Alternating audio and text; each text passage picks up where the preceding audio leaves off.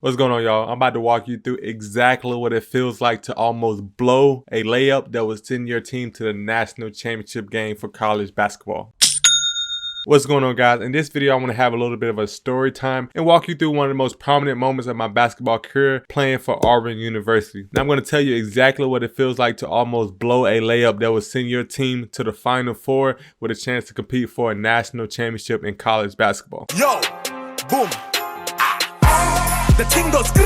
What's up, guys? My name is Anthony McLemore, and if you don't know, I was a former basketball player at Auburn University. I just recently graduated, and as I said in the intro, in this video I want to do a little bit of a story time. So let me set the stage for you. It's the 2018-2019 NCAA tournament. This was before all of the corona. This was before all of the virus and all the bugs and quarantine and everything like that. So this is when life was good. Everything was running smooth as usual. There are two moments that I want to talk about in this video, and I have video proof that I will play at the end of each moment to back up everything that I'm saying. So to set the stage, I said that we're in the NCAA tournament and we're fresh off a pretty good season. I think this season we're about 26-8. Not a super good record, but we're feeling good. Our team is feeling good.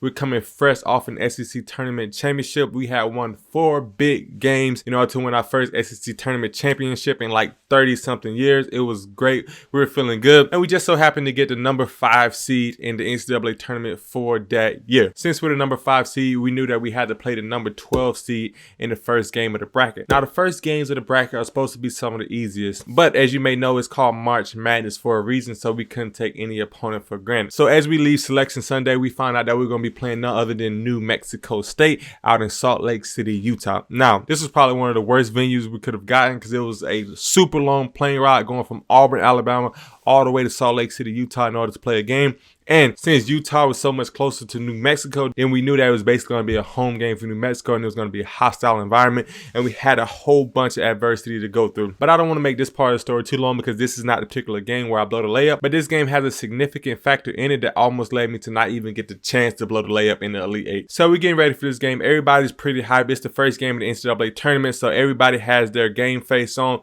But I can kind of tell that everybody's not too serious about this first game. We knew that in order to get to Kansas, North Carolina, Kentucky, or the later teams in the bracket, we simply had to beat this first team of New Mexico State, and we thought it was going to be the easiest game of the tournament. And what we did not know is that this was going to be the most difficult game of the tournament. So we come out, tip-off comes, I win the jump ball, and everything seems to go downhill from there. It's like we come out, we start bricking threes, we start missing every single shot, layups, and the other team is just making shots back to back to back. So halftime comes, and we go into halftime feeling terrible. We thinking, man, we about to lose to the number 12 seed in the tournament. It's going to be an upset. Everybody that counted us out was right, and we're just not going to win this game. But our Coach Bruce Pearl, gave us a fire talk at halftime, got us pumped up to say if we really want to compete for a national championship, then we had to find a way to come out victorious and beat this team because this was a very talented and very gritty team in New Mexico State. And we knew that in order to beat them, we had to be on our best game. So we come out in the second half throwing haymakers. We're throwing punches left and right, hitting them on the glass, making threes. Everything is going smooth. They start hitting us back, so it's a back and forth game. So the rest of the game flies by and we're down to about the last 30 seconds of the game. At this point, I'm watching from the bench. I think I got in some kind of foul trouble at this point, but I'm not fouled out. And all of a sudden, with 30 seconds left, it's a 2-point game. We both start sharing buckets again, and then the game is down to 6 seconds. 6 seconds on the clock. My boy Samir Dowdy gets fouled. The score is 77-76. We're up 1 point at this time with 6.0 seconds left on the game clock. He goes to shoot his free throws. Dribbles, shoots. First one, short.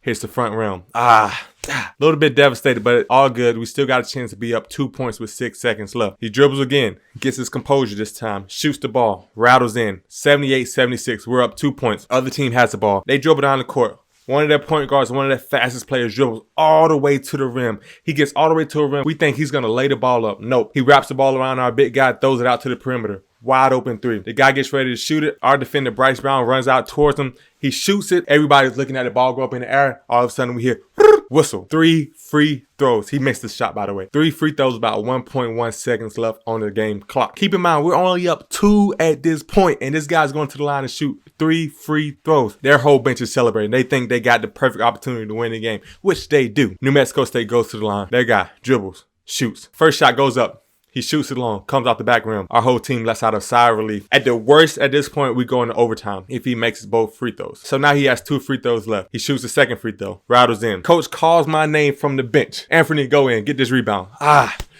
I'm thinking I'm done for the night. I'm nervous. I pull off my warm-up. I go in the game. So my job at this point is to box my man out so he doesn't get the rebound. They don't get an extra shot. I line up in my block. In basketball, there's 3 different places where a player can position themselves on a free throw. So I'm at the bottom block. There's me, there's their opponent, and then there's somebody on our team. So it's like a sandwich. I get in my little stance. I'm real low to the ground at this point. I get in my stance, have my hands up, make sure I don't hook him. They're going to call a flagrant foul. Shot goes up. I push my left leg out trying to get in front of him. He does a swim move, gets around me. Now, me, my teammate Samir, and him jump for the ball. Samir has the best opportunity to get it, but my man, the one I'm supposed to box out, goes over Samir's head and hits the ball out of bounds. Saying it's out on Samir. So they got the ball back with 1.1 seconds left. I'm in my home head. I'm so pissed off at this point because I only had one job, and that was to box this man out so they don't get an extra shot. I'm still in the game at this point, and they had the ball under their own baseline, about to take the ball out, down 1 point with a chance to win with a 2 or a 3. So coach calls a timeout and we go over our game plan. He's like, Anthony, Ant, they call me Ant, don't let them get the ball over the middle. Don't let them get a lob towards the rim. So I'm the one defending the inbounder who's taking the ball out. I have to have my hands high so they don't get an easy lob towards the rim. I'm like, okay, coach, I got you. Don't worry about it. I'm not going to let them get nothing towards the middle. The rest of the game plan was to switch on the inbounds if they do any crosses or fakes in order to not let them get an open shot. I'm not really worried about that because my only job, I'm laser focused on the inbounder. I just don't want to let them get an easy pass up to the rim. So we're walking out back to the court, and I see the guy that's taking the ball out. He's about 6'7", 6'8", a little bit taller than me. I'm 6'7" myself, but I have no fear in my heart. I have long arms. I know I can deflect this pass. At this point, I look at the game clock, 1.1 seconds left. If they make a shot, it's over. Game over. We lost. We go home. End of our season. If they miss a shot, we move on to the next round. Live to play another day. It's like as I'm walking towards the baseline to defend the inbound pass, time is moving in slow motion. The other team's got to walk towards the baseline. I see the ref with the ball. He blows the whistle. I get in my stance. Everything's moving so slowly right now. My hands are out. 10-2. I'm waiting for him to try to throw the ball to the rim so I can go up and deflect it. All of a sudden, out of the corner of my eye, I see one of our players get pushed back. Kind of like when you get pushed off balance and your hands go out. I see that happen out of the corner of my eye, and all of a sudden, I see a guy sprinting to the corner, wide open. Me and the guy that's inbounding the ball see it at the exact same time. And as soon as I see it, he throws the ball to the corner. There's nobody within 10 feet of this guy. He has a wide open 3 to win the game. So what do? I run out. But as I run out, I try to run out at a diagonal angle so I don't foul him like on the previous play where he got 3 free throws. So as I'm running towards this guy, my only thought is, don't foul him. Don't foul him. Please don't foul him. And I run out, I do a halfway contest, and he gets the shot off clean as day. As he shoots, I look around, still in the air, and I see the ball go way over the rim. Air ball, all I can think of. Yes. It's across midcourt. Harris all the way. Out to Brown for 3, and he's fouled on the shot. Missed the first.